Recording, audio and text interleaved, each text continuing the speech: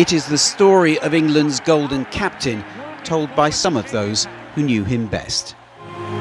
I laughed when he went up the stairs, because it was just so typically Bobby. He had dirty hands and he's rubbed them against his shorts so he wouldn't muddy or sully the Queen's gloves, and wiped on the velvet balustrade.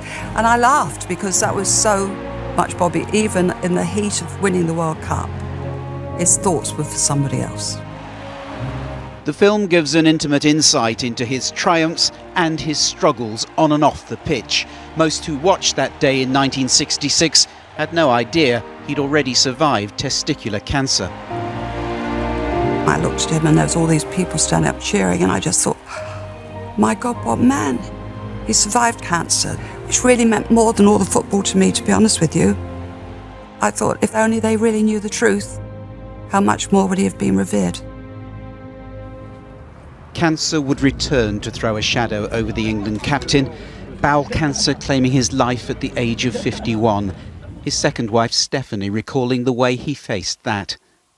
He never talked about the fact that his time was going to be limited. He never asked how long he'd got.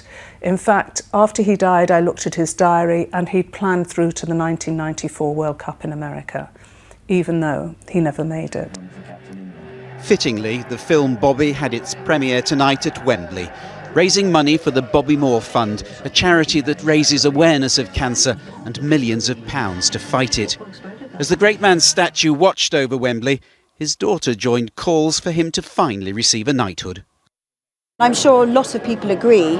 I don't think there's anyone who deserves it more, but I understand that it's not that possible. It's not, because you can only be posthumously knighted if you've been in the military. But rules can be broken.